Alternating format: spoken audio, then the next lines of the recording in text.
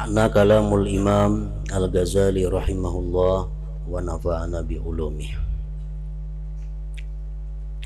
Maka tundalah wahai orang yang berakal akan pikiranmu tentang alam malakut.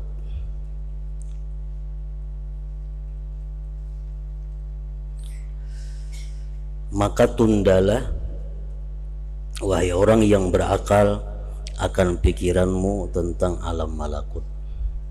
Sebab alam malakut ini alam yang tidak bisa diperdapati dengan panca indera yang 5. Alam malakut hanya bisa diperdapati dengan panca indera yang ke-6. Allah Subhanahu wa ta'ala menjadikan alam ini beberapa macam. Ada yang disebut dengan alam mulki wasyahadah. Alam mulki wasyahadah adalah alam yang bisa diketahui dengan panca indera yang 5. Dan ada pula alam yang disebut dengan alam malakut. Nah, itu hanya bisa dengan panca indera yang ke-6. Allah Subhanahu wa ta'ala menjadikan pada manusia itu pertama mata, panca indera mata untuk melihat sesuatu. Yang kedua telinga, panca indera telinga untuk mendengar sesuatu. Yang ketiga lidah, panca indera untuk merasakan sesuatu, manis, masam, pahit. Hidung yang keempat untuk mencium, mengetahui bau harum, bau hapak, bau apa. Yang kelima kulit panca indera untuk mengetahui kasar, halus, dingin, panas. Nah, itu panca indera yang 5 tadi itu bisa berguna untuk alam mulki wasyahadah, alam duniawi ini. Macam pohon, nah itu masuk alam mulki wasyahadah. Pohon bisa kita lihat dengan mata, bisa kita raba, bisa kita cium, bisa kita ketahui keadaannya kasar, lembut atau panas dinginnya. Nah, sedangkan panca indera yang ke-6 adalah hati. Nah, hati yang ada pada manusia itu merupakan panca indera yang ke-6, berguna untuk mengetahui tentang apa-apa yang ada di alam malakut. Namun karena hati kita ini kada terawat, hati kita ini kada terurus, lalu hati kita terdinding daripada mengetahui atau memperdapati apa-apa yang ada di alam malakut itu. Sebagaimana sabda Rasulullah sallallahu alaihi wasallam, laula anna syayatin yahumuna ala qulubi bani adam lanadharu ila malakutis sama. Andai kata tidak syaitan itu mengelilingi atas hati manusia, niscaya mereka bisa memandang kepada alam malakut. Nah, panca indera kita yang ke-6 atau hati kita itu sebenarnya bisa mengetahui apa yang ada di alam malakut, tetapi karena terdinding oleh banyaknya syaitan-syaitan yang mengelilingi hati itu, akhirnya kita kada bisa melihat apa-apa yang ada pada alam malakut itu.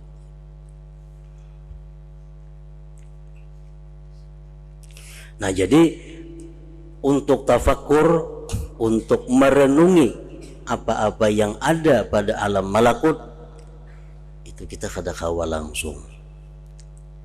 Mesti ada proses membersihkan hati, menjauhkan dinding-dindingnya, sehingga kita bisa mengetahui alam malakut itu. Oleh karena itu Imam Al-Ghazali rahimahullah mengatakan di sini, maka tundalah wahai orang yang berakal akan pikiranmu, renunganmu tentang alam malakut itu. Lain kita melihat pohon, kita tafakur tentang pohon bisa langsung, karena mata kita jelas melihat pohon. Kalau kita bisa merenungi kejadian pohon, kejadian binatang, karena mata kita jelas melihat, mengetahui itu binatang. Nah, perkara alam malakut kita ada kawal langsung.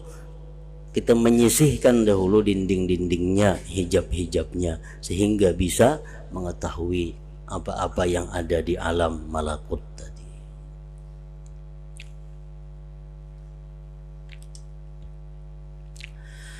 Maka mudah-mudahan Allah membuka bagimu akan pintu-pintu langit. Lalu pintu langit sudah dibuka, berkelilinglah dengan hatimu. Nah, dengan hati, bukan dengan tubuh. Berkelilinglah dengan hatimu pada penjuru-penjurunya, sampai hatimu berdiri di hadapan arsy Tuhan yang Maha Pengasih. Maka ketika itu barangkali dapat diharapkan bagimu akan mencapai martabat Umar ibn al-Khattab radhiyallahu anhu, di mana ia berkata, hatiku melihat Tuhanku.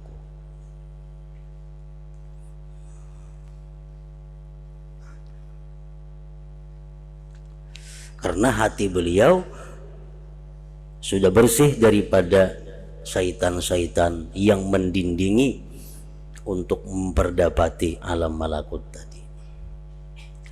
Ini pahamlah ini artinya. Karena sampai kepada yang paling jauh itu tidak terjadi kecuali sesudah melewati yang paling dekat. Macam hati Sayyidina Umar tadi mampu melihat Tuhan. Nah, itu ngarannya sesuatu yang sangat jauh yang diperdapati oleh hati Sayyidina Umar, sehingga mampu hati beliau melihat Tuhan. Nah, tidak terjadi demikian tadi kecuali sesudah melewati yang paling dekat. Sesuatu yang paling dekat. Dan paling dekat sesuatu kepadamu adalah dirimu. Makanya ada istilah yang menurut sebagian ulama ini hadis Rasul, man arafa nafsah arafa rabbah. Siapa yang bisa mengenali dirinya, maka dia akan bisa mengenali Tuhannya. Jadi mengenali Tuhan sesuatu yang jauh, kada akan bisa sebelum kita mengenali yang lebih dekat terlebih dahulu. Bila kita kenal dengan yang dekat, maka akhirnya bisa mencapai yang lebih jauh. Dan paling dekat sesuatu kepadamu adalah dirimu. Renungilah diri kita. Kemudian yang menjadi tempat tinggalmu, bumi. Renungilah bumi. Apa-apa yang ada keajaiban di bumi. Kemudian udara yang mengelilingimu. Kemudian tumbuh-tumbuhan, hewan, dan apa yang di atas permukaan bumi. Kemudian keajaiban-keajaiban udara, yaitu yang di antara langit dan bumi. Kemudian renungilah langit-langit yang 7 dengan bintang-bintangnya.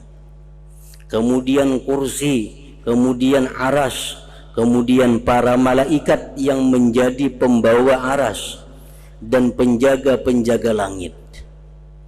Kemudian daripadanya kamu melewati kepada memandang Tuhan pemilik aras, kursi, langit, bumi, dan apa yang diantara keduanya. Nah, jadi pasti melalui yang lebih dekat dahulu direnungi.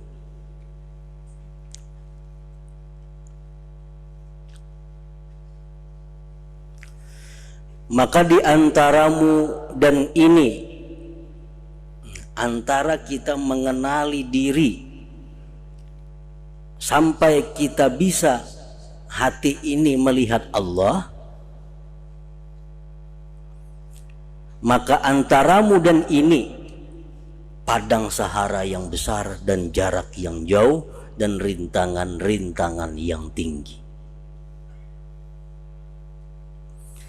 Dan kamu belum selesai sama sekali dari rintangan yang dekat, yang rendah, yaitu ma'rifat zahir dirimu. Kita belum tuntung lagi mengenali diri sendiri, belum selesai mengenali tentang zahir diri kita. Kemudian jadilah kamu melepaskan lisanmu dengan tiada malumu, dan kamu mengaku makrifat kepada Tuhanmu.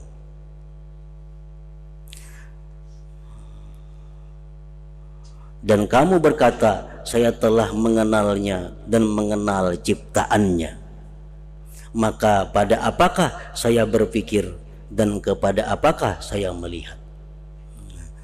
Artinya kebanyakan manusia itu belum lagi mengenali dirinya selesai, sudah berani mengucapkan bahwa aku telah mengenal Tuhanku.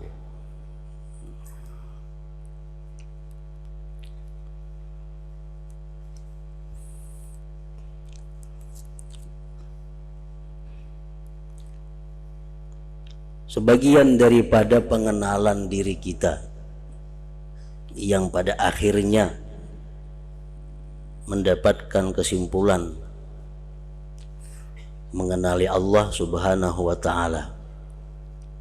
Kita ambil contoh bahwa 100 tahun yang lalu kita ini belum ada. Seorang jiwa pun di antara kita 100 tahun yang lalu belum ada. Belum ada orangnya, kabarnya pun kadada. Beritanya pun kadada tentang kita 100 tahun yang lalu. Nah, sekarang kita ada. Kita belajar sedikit mengenali tentang diri kita. Sekarang kita ada. Akal menghukumkan, memutuskan setiap yang ada itu mustahil ada dengan sendirinya. Itu sudah keputusan akal, kada bisa diganggu gugat. Sudah memutuskan bahwa setiap yang ada kada mungkin ada sendiri. Pasti ada yang mencipta, ada yang mengadakan. Itu sudah keputusan akal. Nah, jadi dari sini kita mengambil bahwa kita ini ada karena diadakan, karena diciptakan.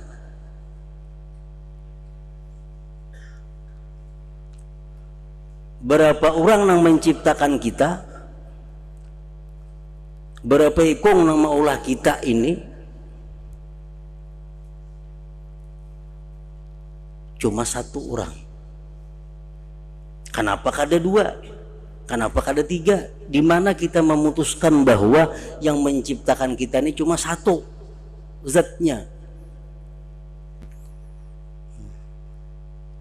Akal kita mengatakan bahwa kalau yang mencipta kita ini dua orang, niscaya kita bisa kadada.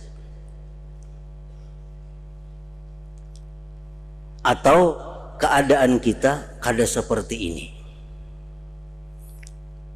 Nah, misal dua ikong nang bisa maulah kita. Saya ikong hendak maandak mata di sini. Nah, saya ikong hendak maandak mata di belakang. Ini bisa kedua-duanya. Nah, ternyata kadada orang macam itu. Kalau sepakat berdua umpamanya, sepakat berdua menandak mata kayak ini. Nah, berarti bila sepakat ini lemah ngarannya kedua-duanya, kada kau memperbuat sendiri. Berarti ada saya kung nang bakalah. Nang bakalah tuh kada maulah ngarannya.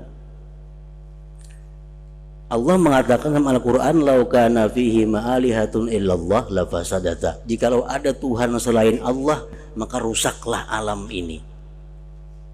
Nah, jikalau ada dua yang mencipta kita, kita rusak. Pasti rusak. Saya kung hendak menggaringakan, saya kung hendak menyihatakan. Bakalah saya kung nang bakalah ini lain Tuhan ngarannya. Tuhan itu kan mau bakalah. Tuhan maha tinggi, maha perkasa. Nah, jadi di situ kita ambil kesimpulan bahwa diri kita ini ada yang mencipta, dan yang mencipta itu adalah satu. Kada mungkin 2, 3, 4, 5. Kada mungkin sama ulah manusia ini tim dari banyak orang terdiri, kada mungkin. Pasti satu yang berkuasa. Nah, itu contoh bahwa mengenali diri kita yang dari asalnya tidak ada kepada ada, itu menumbuhkan satu kesimpulan bahwa yang menciptakan kita itu ada dan hanya satu, wahdaniyah tersebut. Nah, kemudian kalau kita fakur, kita sesudah kita ada, kita mempunyai penglihatan, kita mempunyai pendengaran, mempunyai macam-macam. Nah, semuaan itu kembalinya adalah kepada Tuhan yang menciptakan. Kalau ciptaannya nih bisa melihat macam ini, apalagi nang mencipta. Maulah nang mencipta buta, nang diulah bisa melihat. Nah, mustahil. Maulah nang mencipta kada mendengar, nang dicipta mendengar taharat nang dicipta kada mau. Nah, setiap kita pikirkan tentang diri kita, itu adalah kembalinya kepada Allah Subhanahu wa Ta'ala. Nah, bila kita mengenali yang demikian itu, maka kita ada harapan untuk bisa mengenali Allah Subhanahu wa Ta'ala. Nah, jadi mulai pengenalan diri. Orang yang belum selesai mengenali dirinya, lalu dia mengatakan bahwa dia mengenali Tuhannya, maka orang itu dianggap tidak punya malu dan mengaku-ngaku. Nah, jadi tadi Imam Ghazali mengatakan maka tundalah mengenai mengetahui alam malakut, karena itu memerlukan pelajaran-pelajaran, latihan-latihan, pembersihan hati. Nah, sekarang Imam Ghazali hanya mengajarkan kepada kita tentang alam mulki wasyahadah, alam yang nyata, yang bisa dilihat dengan mata. Maka angkatlah sekarang kepalamu ke langit dan pandanglah padanya. Langit itu sesuatu di atas di mana paling kawa sampai penglihatan kita. Itulah yang disebut langit untuk sementara kayak itu.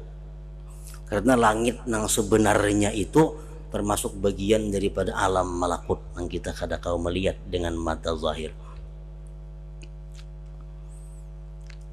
Oleh karena itu para ahli-ahli, macam-macam ahli, belum bisa menerjemahkan apa yang dimaksud dengan langit itu, karena ini bukan termasuk bagian daripada alam dunia. Langit bukan termasuk bagian daripada alam mulki wasyahadah, kada kawa dibaca dengan panca indera yang 5. Nah, sehingga kalau ada istilah langit ini sesuatu yang kita pandang ke atas, kemana paling sampai pandangan kita, itulah sementara langit.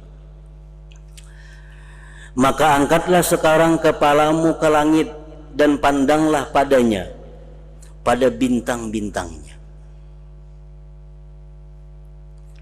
pada peredarannya, terbitnya, tenggelamnya, mataharinya, bulannya, berlainan timur dan baratnya, dan terus menerusnya dalam gerakan secara kekal. tanpa lemah dalam gerakannya dan tanpa perubahan dalam perjalanannya. Nah, jadi matahari dia berjalan setiap hari sesuai dengan garis yang ditentukan Allah. Kada kurang, kada lebih daripada batas itu. Bulan, bumi bergerak sesuai. Makanya setiap tahun kalau kita meneliti perjalanan bumi, matahari, misalnya kita hari ini tanggal 11 bulan Februari tahun 2010, maghrib umpamanya jam 6.13, masuk waktu maghrib. Nah, kaina tanggal 11 bulan Februari 2011, setahun kemudian sama maghribnya 6:13. Nah, jadi matahari bumi ini berputar tepat, kada bisa melisit daripada itu. Hari ini asar jam 3:25. Nah, tahun kaina tepat pada tanggal 11 bulan Februari 2011, asar 3:25. Makanya jadwal itu kada berubah untuk 1 tahun, karena itulah sudah perjalanan bumi dan matahari tadi.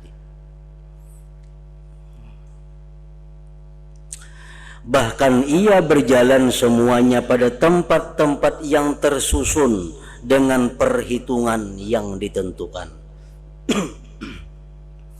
yang tidak bertambah dan tidak berkurang, sampai ia dilipat oleh Allah Ta'ala seperti melipat kertas bagi buku. Artinya sampai hari kiamat kada akan berubah itu perjalanan matahari dan bumi dan lain-lainnya tadi.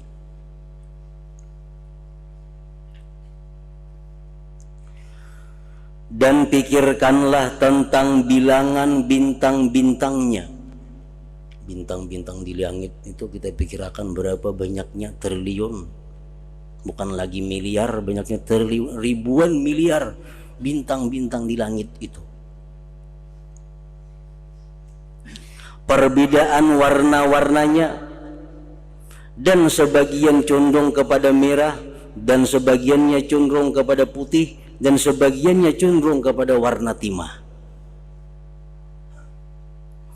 Kemudian perhatikanlah bagaimana bentuknya bintang-bintang itu. Maka sebagiannya atas bentuk kala jingking. Ada bintang bentuknya kayak kala. Dan sebagiannya atas bentuk domba jantan, lembu jantan, singa, dan manusia. Dan tidaklah suatu bentuk di bumi melainkan ia mempunyai bentuk yang sama di langit.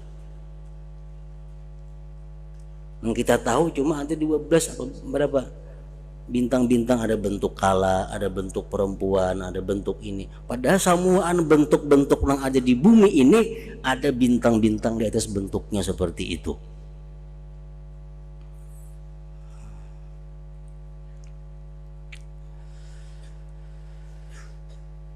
Dan tidaklah suatu bentuk di bumi melainkan ia mempunyai bentuk yang sama di langit. Kemudian perhatikanlah kepada perjalanan matahari pada palaknya dalam masa setahun, dalam orbitnya.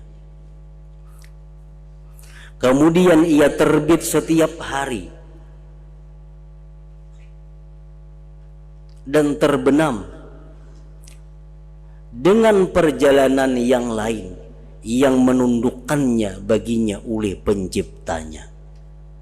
Sudah diprogram matahari itu, pada hari ini matahari terbit jam sekian,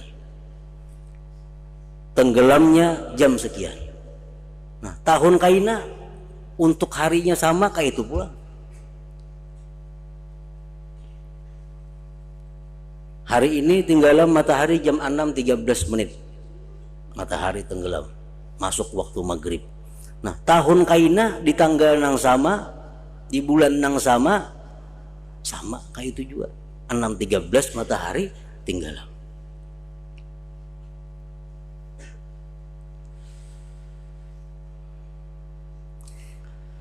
Dan jikalau tidak ada terbitnya dan terbenamnya, niscaya tidak berbeda siang dan malam, dan waktu-waktu tidak dapat diketahui. Matahari kada betinggalaman nya gana aja, kada kawa diketahui waktu, kada ada malam. Matahari tenggelam kada ada kelihatan. Dan niscaya kegelapan berlangsung terus menerus atau terang terus menerus, maka tidak dapat dibedakan waktu mencari kehidupan dari waktu istirahat. Orang-orang yang ahli astronomi mengatakan bahwa kalau siang itu 200 jam semuaan makhluk hidup matian. Andai kata matahari itu terbit 200 jam, semuaan manusia mati, binatang-binatang mati. Andai kata malam itu terjadi 200 jam lawasnya, sama matian juga manusia dan binatang-binatang, makhluk bernyawa semuaan mati. Andai kata matahari ini 200 jamnya kada sing tinggalaman siang aja 200 jam matian semuaan.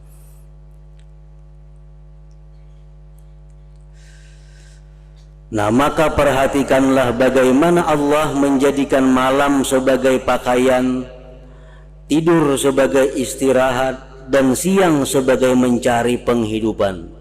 Dan perhatikanlah kepada dimasukkannya malam dalam siang dan siang dalam malam, dan dimasukkannya akan tambahan dan kekurangan atas siang dalam malam secara susunan yang teratur.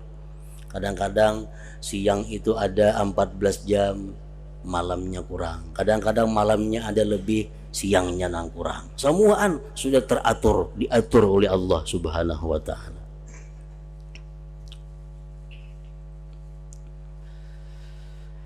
Kemudian perhatikanlah kepada dicondongkannya perjalanan matahari dari pertengahan langit, sehingga dengan sebab itu berbeda musim panas, musim dingin, musim semi, dan musim runtuh. Apabila matahari turun dari pertengahan langit dalam perjalanannya, maka udara dingin dan musim dingin datang. Dan apabila matahari lurus di pertengahan langit, maka bersangatan panas. Dan apabila ia berada di antara keduanya, maka udara masa itu sedang. Dan keajaiban-keajaiban langit itu tidak ada harapan dalam menghitung 1/10 dari 1/10 bagian dari bagian-bagiannya. Dan hanya saja ini adalah perhatian atas jalan berpikir, atas jalan merenungkan. Dan yakinlah secara keseluruhan bahwa tidak ada suatu bintang dari bintang-bintang, melainkan bagi Allah ada hikmah yang banyak dalam penciptaannya. Jadi kalau ada bintang itu sia-sia, kada ada. Kemudian pada kadarnya, kemudian pada bentuknya, kemudian pada warnanya, kemudian pada letaknya dari langit, dekatnya dari pertengahan langit, dan jauhnya dan dekatnya dari bintang-bintang yang di sampingnya dan jauhnya. Semuaan itu sudah diatur dan mengandung manfaat hikmah bagi seluruh alam.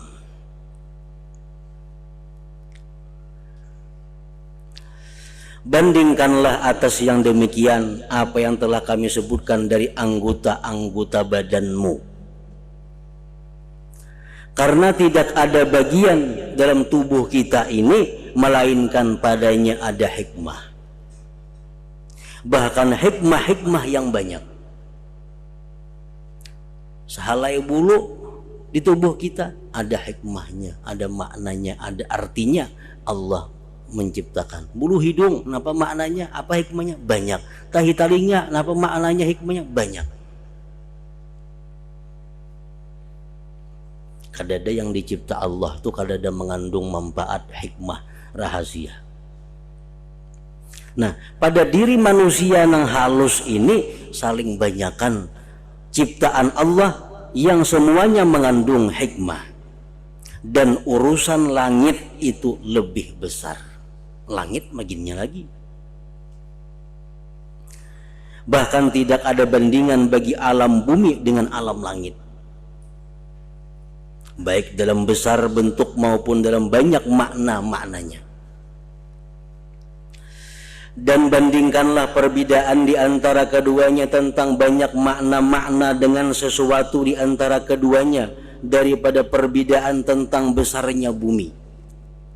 Maka kamu tahu dari besarnya bumi dan luas tepi-tepinya bahwa manusia tidak mampu mengetahuinya dan mengelilingi sudut-sudutnya. Belum ada manusia yang mampu mengelilingi bumi sampai ke segala sudut-sudutnya, belum ada. Daripada luasnya ini bumi. Dan para penyelidik bersepakat bahwa matahari itu seperti bumi dengan 160 kali lipat lebih. Ini penelitian semakin tahun semakin berkembang.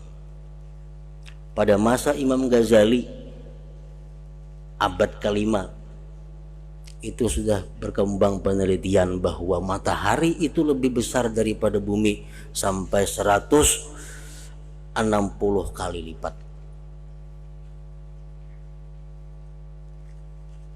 Nah, perkembangan semakin maju. Ada yang mengatakan sekarang bahwa matahari lebih besar daripada bumi 200 kali lipat. Karena itu yang hanya bisa diketahui. Mungkin 2-30 tahun akan datang ada lagi pengetahuan baru bahwa matahari ternyata lebih besar daripada bumi 500 kali lipat. Dan dalam hadis-hadis terdapat yang menunjukkan kepada kebesaran matahari. Kemudian bintang-bintang yang kamu lihat malam hari, paling kecilnya itu seperti bumi dengan 8 kali lipat. Bintang halus-halus tuh padahal ganal pada bumi 8 kali. Itu yang paling halus sudah bintangnya.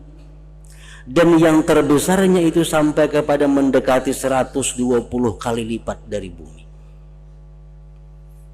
Bahkan sekarang ditemukan ada bintang yang besarnya 1000 kali bumi.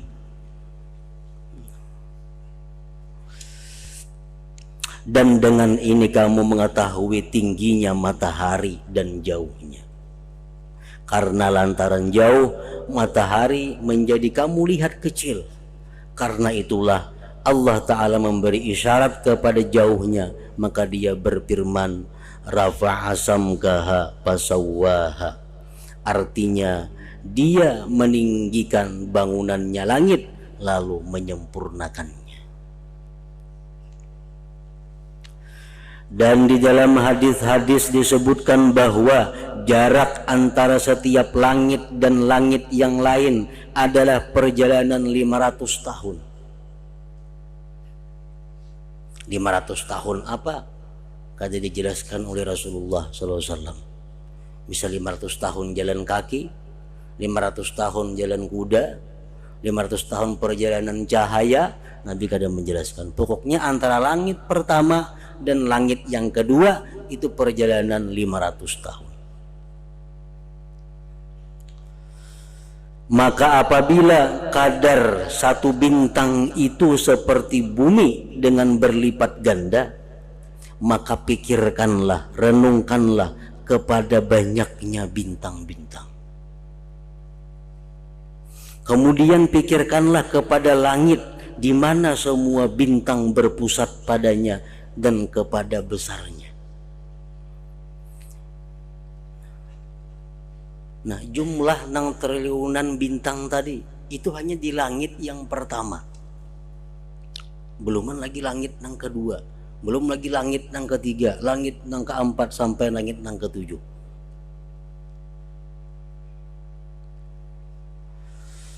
Kemudian pikirkanlah, renungkanlah kepada kecepatan gerakannya. Bintang bergerak, matahari bergerak, bumi bergerak, sedang kamu tidak merasakan dengan gerakannya. Itu menunjukkan bahwa latifnya, lembutnya, halusnya ciptaan Allah Subhanahu wa taala. Kita ini diandak di tempat nang berputar, nang bergerak, tapi kita kadang merasa itu lebih dahsyat maha kuasanya penciptanya itu. Luar biasa teknologinya tuh. Manusia dibuat dalam sesuatu wadah nang beulai, tapi kadang merasa pada bergerak. Nah, itu kehebatan ciptaan Allah Subhanahu wa taala. Sedang kamu tidak merasakan dengan gerakannya, lebih-lebih dari mengetahui kecepatannya. Tetapi kamu tidak meragukan bahwa matahari itu dalam sekejap mata ia berjalan sekadar libar sebuah bintang atau planet. Karena masa dari terbitnya permulaan bagian dari planet sampai sempurnanya adalah sebentar. Dan planet itu seperti bumi dengan 100 kali lipat lebih. Maka palak orbit berputar dalam sekejap ini seperti bumi dalam 100 kali, dan begitulah ia beredar secara terus menerus sedang kamu lalai daripadanya. Matahari, bumi itu berputar, kada pernah berhenti.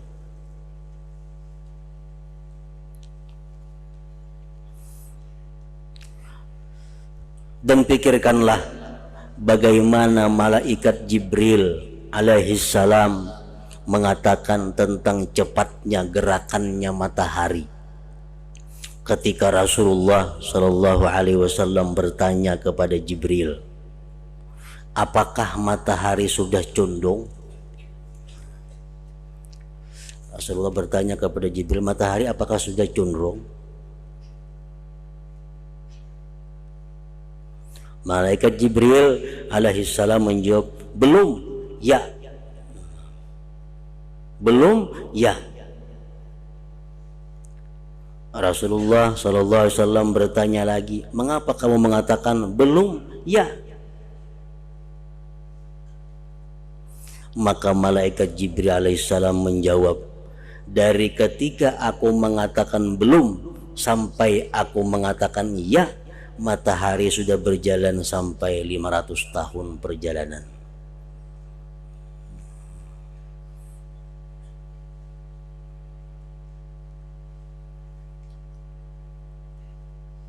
Kecepatannya perjalanan matahari itu. Nah, maka pikirkanlah, renungkanlah kepada besarnya bentuk matahari itu. Matahari yang 200 kali bumi ini ganalnya. Perjalanan matahari itu 600 km per detik. Sedetik 600 km jauhnya matahari itu berjalan. Jadi begitu Jibril mengucap belum, ya, itu sudah 600 pal.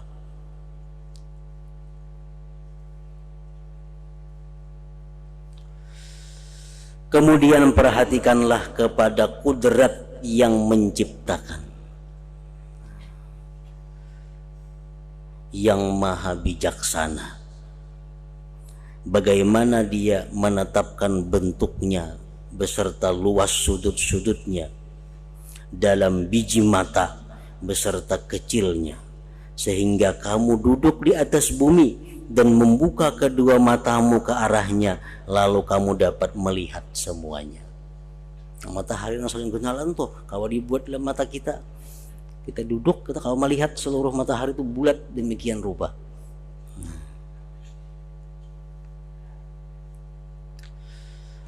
Maka langit ini dengan besarnya dan banyaknya planet-planet itu, bahwa kamu tidak dapat memandang kepadanya.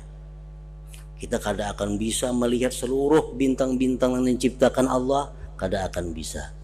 Kita kada bisa melihat seluruh planet yang diciptakan Allah, kita kada bisa melihat seluruhnya.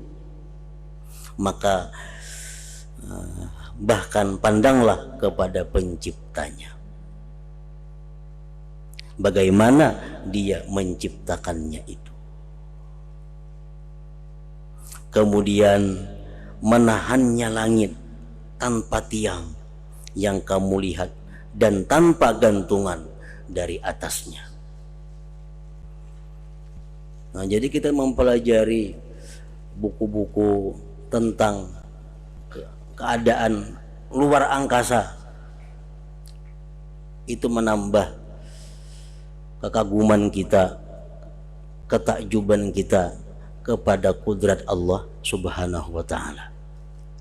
Kita baca buku-buku tentang matahari, kita baca tentang bulan, tentang planet-planet yang lainnya, maka semuanya itu adalah menambah keimanan kita, menambah ma'rifat kita kepada Allah Subhanahu wa ta'ala, karena kita yakin bahwa semua itu adalah merupakan ciptaan Allah dan sampai sekarang seterusnya diatur oleh Allah Subhanahu wa ta'ala.